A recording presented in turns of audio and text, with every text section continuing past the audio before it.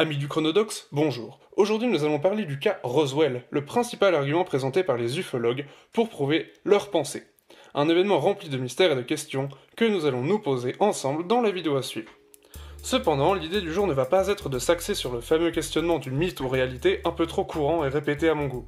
Mais il est obligatoire de l'éclaircir pour réellement avancer dans le sujet. À vous de juger de la véracité de la chose. Personnellement, je m'intéresserai plutôt aux sources de l'affaire Roswell, comment la population américaine a pu à ce point croire à un événement de ce genre, en quoi la guerre froide a-t-elle influencé la diffusion des propos et la croyance qu'ils ont inspirée. Pour celles et ceux qui n'ont jamais entendu parler de Roswell, ou du moins que très peu, une explication s'impose, que ce soit sur l'événement en lui-même ou les arguments utilisés par les ufologues, qui, entre parenthèses, sont les complotistes dans cette affaire. Pour ceux qui se posent la question, un ufologue c'est quelqu'un qui croit à tout ce qui relève de l'extraterrestre, donc de la vie ailleurs que sur Terre, les ovnis et tout ce qui tourne autour du sujet. Ufologue vient de UFO, l'équivalent anglais d'ovni, et de logos, qui désigne la science, les études. C'est donc une personne qui étudie les objets volants non identifiés de façon scientifique. Donc théoriquement, un avion passe au-dessus de votre maison, mais vous ne voyez pas que c'en est un. Vous décidez donc d'analyser la chose. Vous êtes un ufologue. Même si le but de cette pseudo-science est évidemment de prouver l'existence de vaisseaux spatiaux, et non pas d'un avion, c'est logique, on sait que les avions existent. Alors, attaquons l'événement en lui-même. Alors premièrement, il faut savoir que Roswell, c'est le nom d'une ville américaine qui se situe dans le Nouveau-Mexique, qui est composée de 50 000 habitants répartis sur une surface de 75 km². Les deux principales activités économiques de la ville sont le tourisme extraterrestre, normal, et la fabrication de bus. Cependant, l'entreprise de fabrication d'autocars est en faillite depuis 2011. Donc la principale activité économique de Roswell, c'est le tourisme extraterrestre. C'est la seule ville sur Terre pour qui c'est le cas. Étonnant. Les plus grandes enseignes qui se trouvent dans la ville, comme par exemple McDonald's, je vous mettrai des photos de divers marques qui utilisent ça, se sont servis de cette forme de tourisme et ont décoré leur commerce à l'image de leurs amis, les aliens. Trêve de bavardage, attaquons-nous au fameux crash d'OVNI. Ce dernier est survenu à quelques kilomètres de la ville en 1947.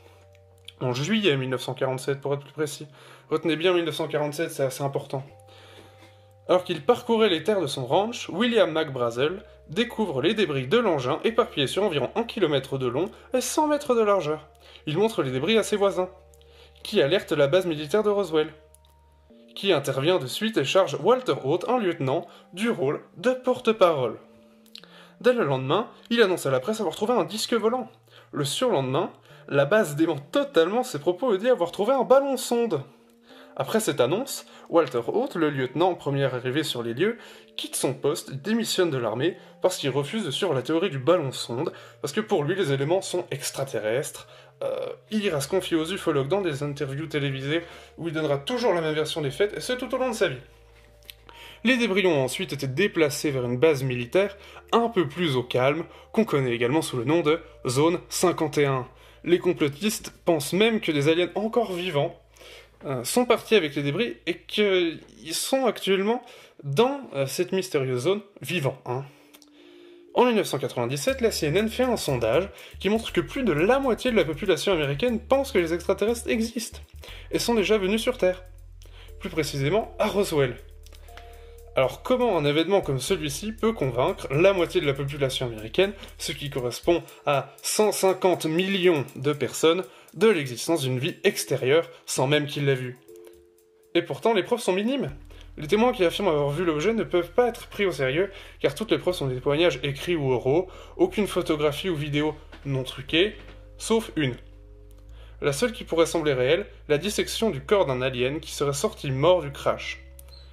Alors, personnellement, j'ai regardé les 20 minutes d'opération, durant lesquelles on ouvre la chose en deux, ou encore qu'on lui enlève les paupières, et plein de magnifiques choses que vous ne voulez certainement ni voir ni savoir, mais si vous êtes intéressé, il y a la vidéo sur YouTube, je vous mets un lien en description, vous verrez, c'est un peu spécial, mais c'est un très bon moment à passer en famille. La vidéo est également passée à la télévision américaine le 28 août 1995, mais le problème avec cette preuve, c'est que John Humphreys, la personne qui a pratiqué la dissection, avouera plus tard avoir créé le faux alien avec des organes de mouton et du latex pour la peau. Les ufologues sautent sur l'occasion pour dire que le gouvernement américain le pousse à avancer ceci. Et là on s'attaque au nœud du sujet, la théorie du complot, plus aucune preuve réellement intéressante ni existante, qu'on explique par le gouvernement nous cache la réalité, et ce problème c'est la base de toutes les théories du complot. Et ce doute qui s'installe dans la population américaine vient de la guerre froide. C'est étonnant, mais c'est le cas. Parce que c'est évident que le gouvernement américain ne peut pas tout dévoiler en temps de guerre. En effet, laisser fuiter des informations essentielles pendant une guerre qu'on peut qualifier d'indirecte, car oui, il n'y a jamais eu réellement de conflit entre les deux pays belligérants principaux qui sont la Russie et les États-Unis.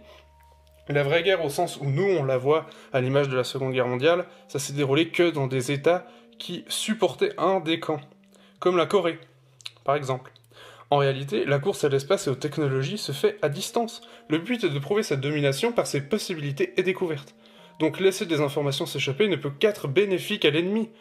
Le peuple a compris que le gouvernement cachait des choses. Cependant, ça serait quand même étonnant que l'affaire Roswell existe, et donc que la direction américaine ait laissé fuiter le cas du disque volant le premier jour, surtout dans un contexte aussi important.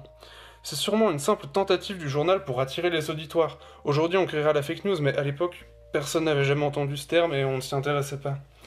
Un léger détail qui a quand même une importance non négligeable, revenons à Skinny Bob, l'alien qui aurait survécu.